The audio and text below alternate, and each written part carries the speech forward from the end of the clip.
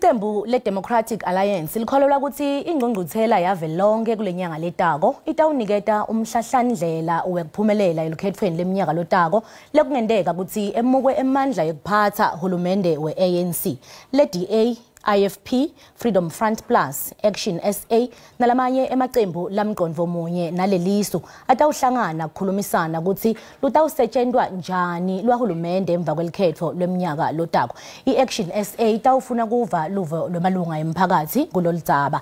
Liqembu le-National Freedom Party alikathansi kute yamanisa nalomhlangano lohleliwe lotako. Emaqembu lasithupha nembono munye wokuchumba phasi iqembu elibusako tawuhlangana kulenyanga letako ngayo naleyo nhloso. Lo mhlangano lomkhulu amalanga amabili utawubanjela lapho kwabanjwa khona inkulumo tekutama kuletha insandlo elinyenti kuleli. Umholiday uthi kuphumelela kwalo mhlangano lomkhulu kutawuveta kutinda lokumcoka kakhulu ekwakhiweni kwahulumende olubanjiswano nga-2024 nangabe kude liqembu litawufika ku-50% wamavoti elukhethweni. We believe that the outcome could provide opposition voters with something that they've never had before, and that is a credible prospect of victory. By working together, the pact can be greater than the sum of our collective parts. By showing that South Africa can be rescued if we only have the courage to stand together, I believe that the pact can energize the 13 million voters who are not registered to do so, and give the 14 million people who are registered but failed to vote in 2021 a new reason to vote. National Freedom Party By responding to their invitations was merely honoring the invitation. It has got nothing to do with us agreeing to work with them because we've got nothing in common.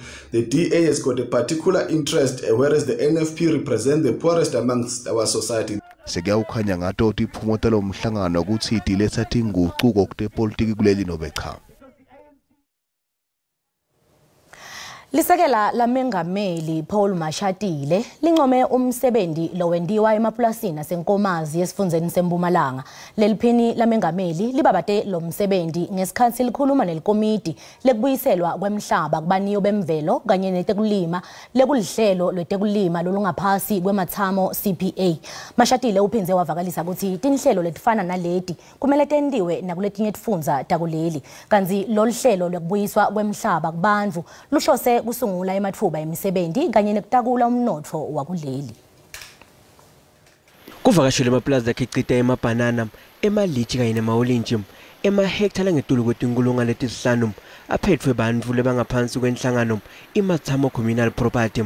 Kanzi eminyakeni lembalwa leyingcile hulumende utakula lolu hlelo letekulima ngetimali. We were aware that sometimes the land distribution programs and restitutions, or sometimes when people acquire the land, they don't quite use it productively. So this is an example of what should be done. We want the current executive to be dismantled. We need an interim committee to be elected. Fortunately, on Thursday, we are having a meeting there at Karlach. All the beneficiaries must be there. Lisekela lendvuna itikolo tekutfutfukiswa kwetindzawo letsemaphandle kanye nekubuyiswa kwemhlaba lithi tikhona tinkinga kanzi lena tongetaba kuti icatulula. There is a mediation process to try and bring the people together here.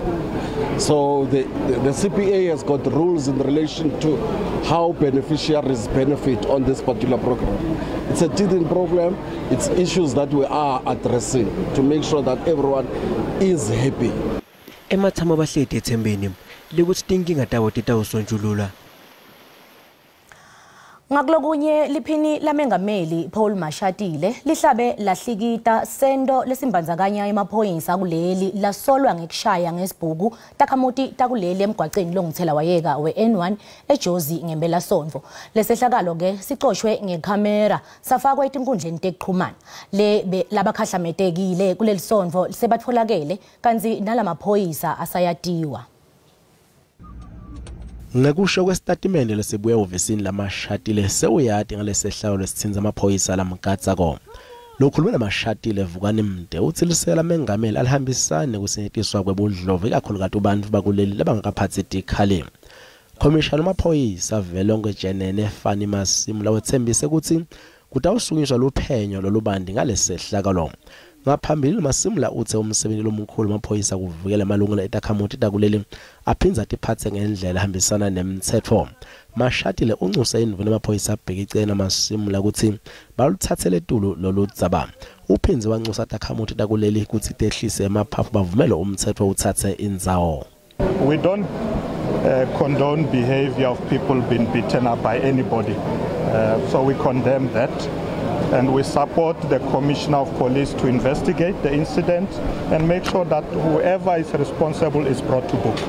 Kusenjalo umholi weDemocratic Alliance Johnston Hazen usihlabe kakhulu esehlakalo wathi amaphoyisa ahlaphathisa emandla. Let me start this morning by expressing my absolute condemnation of the violent attack on motorists by members of the ANC's VIP Protection Force.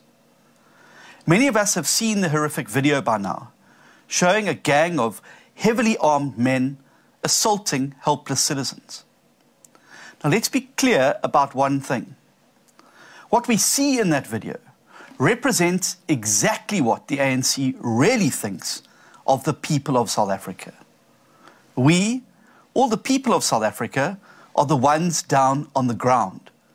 And the ANC are the thugs masquerading as a government, stomping on our necks. Luphenyo ngalesehlakalo luyachubeka. Ludzaba lwemhlaba kufanele lusonjululwe kwendela ukuthi bomasipala labasemakhaya bakhone kwakha inzuzo ukude batimele. Lona ngumbono wetifundziswa lethambele inkomfa yekubuka tindlela tekutfutfukisa tindzawo tasemakhaya lechubekako eStellenbosch eNtshonalanga Kapa. Umbandela womhlaba ovusa umnyele bekuxoxwa ngawo kule nkomfa ezinyaswe ngabo bathatha isigqibo kumabakalo mathathu kahulumente kunye neengcaphephe zemfundo. Abanye abathathe inxaxheba bathi uninzi lomasipala bavinjwa ithuba lokwenza umhlaba wabo ubangenisela imali abayifunayo. Bakholelwa ukuba umhlaba osezilalini ungakwazi ukwenza umasipala bakwazi ukuzimela. Also to unlock them for purposes of investment, because private investors find it very difficult at times to invest on communal land. They prefer private property. Ugana waleke ngelithi umhlaba osezilalini mawufakwe phansi kwenkqubo yezimali ukuze ukwazi ukusetyenziswa. We need to resolve the land issues of this country in order for us to unlock a lot of development. And we need to take on board traditional leadership or royal leadership and our communities in that discussion. Ezinye ingcaphephe kwezemfundo ziyangqina. Arrangements can be made which are mutually beneficial. So, for example, looking at 99-year leases, community trusts, so there are options. What we can't do is really ignore those issues, because otherwise we will permanently have those rural municipalities dependent on grants from national government and not being able to build vibrant local economies. Inkomfa iyaqhuba. Tingululama Matya wendaba ze-SABC eKapa. Linyendi letidvumbu talabalishumi nesihlanu labashone engotini leyendeke ku N9 Futane neMiddelburg eMpumalanga Kapa setiyatiwa ukuthi idabobani lemindeni lekhathatekile ayidvututeki labanye balabo labashonile bafaka ekhatsi umntwana loneminyaka lemibili kanye neluswane lolunetinyanga letimbili kuthiwa iloli lenkulu beyivika inyamatane emgwaceni wabese uyehluleka kuyilawula umshayeli kuwo lo mnyama yinye yetinqola taleloli iyagcoba itekisi lebeyihamba ngalolunye ihlangothi lwemgwaqo. Sekwayise ngembukeli lombiko lolandzelako uyahedla kulabavelako.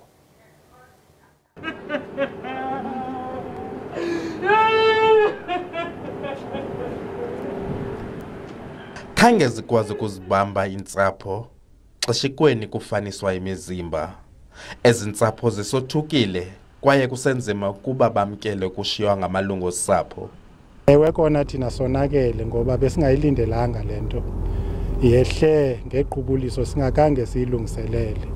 Asiyazi ke uba sawuthatha ntoni sidibanise nantoni. siseza uhlala phansi siyifamily sibone ba masithini. Ukanti amagosa besebenza kwindawo yexhwayelo azokunikwa intuthuzelo ngokwasemphefumulweni. Sithathe lithuba ke uvakalisa amazovelwano kubantu abahlelwe bekunobanzima ukusinda ngenxa yomonakalo owenzekileyo phaya. Uninzi babantu bonzakele enhloko abanye ufumanisa into bana isikekile inhloko apha phezulu. Unobangela wengozi uphandwa liziko i-Road Traffic Management Corporation. Kulindeleke umphathiswa wezothutho kuzwelonke uSindisiwe Chikunga atyelele ezintsapho engaphelanga leveki sikuyo. Abongile Yankees kwiindaba ze-SABC kuKomani. Mvunankulu wetemasiko eluhlanga lwemaZulu umvana Mangosuthu Buthelezi ukhiphe lesinye statement sekucacisa statement lasikhipha ngaphambilini mayelana nekuphatheka kwesilo semabandla misuzulu kazwelithini. Buthelezi uthi inhloso bekukwatisa sive ngesimo sempilo yesilo. Buthelezi bekathe kusolwa ukuthi munye walabasonzelene nesilo ushone ngemva kwekudla shevu lokwendeke ukuthi silo bese siphutfumela kuleSwatini ukuyothola lusito okutempilo. Kanzi ngemsombuluko silo sesitawukhipha umlayeto loqoshwe ngevideo lapho siphika khona ukuthi sidle shevu. Sithe besiyocilongwa ngetempilo kuleSwatini njengenhlala yenteka. Ukuphikile ke kungevani lekusolwa ukuthi kukhona kuye nesilo. Sikubutile mbukeli ukuthi kulandzela sigameko sekuthi emaphoyisa lagadza liphini lamengameli Paul Mashatile ashaye bantfu lebebatihambela ngemoto yabo emgwaqeni lekusigameko lesishiye elinyenti limangele ugcine kanganani umthetho ukutiphatheni kwalamaphoyisa uphendvule kanje. Esasenzo sibi kunjalo ke asibukeleki mna ndithi abezomthetho mabangenelele bajeziswe ababantu benze esasimo sibingo lahlobo lama security ka Mr Mashatile mawabanjwe agwetshwe. Abacaphi bakasekela umongameli isehlo lesi abasenzile kusisilinge khulu wonke umuntu uyalingana ngaphasi komthetho osekelo akuthi njengoba bagada isekela la kamongameli nje mntu bakhambe babetha abantu endleleni ukhomba khona ukuthi this thing it was happening for quite a while ukuthi bengakaze ya videorize manje ngithi bonke lamaphoyisa lawa ayenze izinto eziso mawaboshwe. Umthetho awukagcini kule live lonke jikelele ikakhulu kumaphoyisa ngoba lonke le live kukhalwa ngemaphoyisa nakufika ukuthi igameko letifana leti letendekile. Kwangasi lo mthetho ungagcina uhulumende adlala inzima yakhe. Ukusho kona ukuthi umthetho walamaphoyisa awukagcini kumele ukuthi bathathelwe inyathelo futhi bafundziswe umthetho ukuthi utiphatha kanjani nangabe uliphoyisa. Lona ngumbono wembukeli iSABC ngeke yetfeste ukuthi uphendvulela ngawo.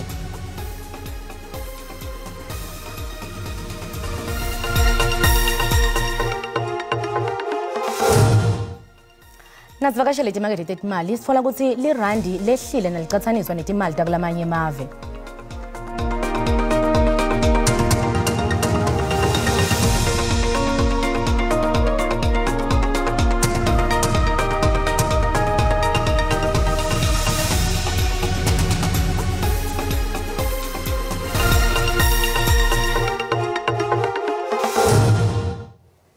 Sekuya ngasemaphethelweni kukhangiswa kwenzebe yemhlaba ye-netball letawubanjwa kuleli. Bekubanjwe umcimbi esidzikama Cultural Village futane nase-Blowgrounds Bridge lapho khona umphathiswa wetemidlalo eMpumalanga Kapa Ntonceba Kontsiwe anikete khona lenzebe yemhlaba umphathiswa wetemidlalo eNtshonalanga Kapa kanzi ne-netball South Africa seyimemetele badlali labalishumi labatomela leli kulenzebe yemhlaba letoba sekapa lenyanga letako. Sometimes it looks impossible until it is done. We have not ever thought that we would be hosting a Netball World Cup in our wildest dreams. 60 years down the line, we are here. We are hosting this World Cup on behalf of Africa. Nati longatlinzela nyalo ngensimbi yesitfupha kuligwalagwala FM. Sekela Mengameli Paul Mashatile uncome umsebenzi lo wentiwa emaplazini nasenkomazi kulesifundza seMpumalanga. Lindluliselwe enkantolo lephakeme leyiqale libukene naveli ithwala losola ngekubulala singani sakhe noSipho Msithini wabese ufaka isivumo sakhe esikhwameni. Singangathi beki phansi asesibuke lethambe embili lomuhla.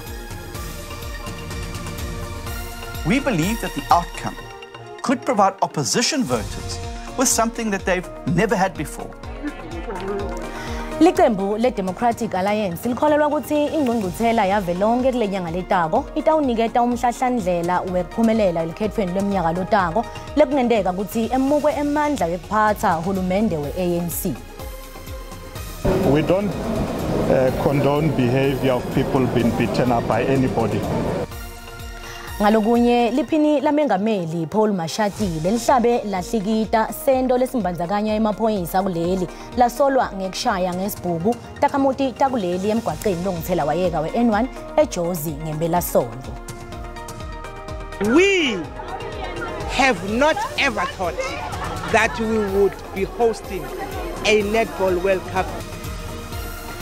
Sekuya ngasemaphethelweni kukhangiswa kwendlebe yemhlaba yelibhola letandla lalabasikati kuleli kanti lemidlalo yalendzebe itawubanjwa eKapa.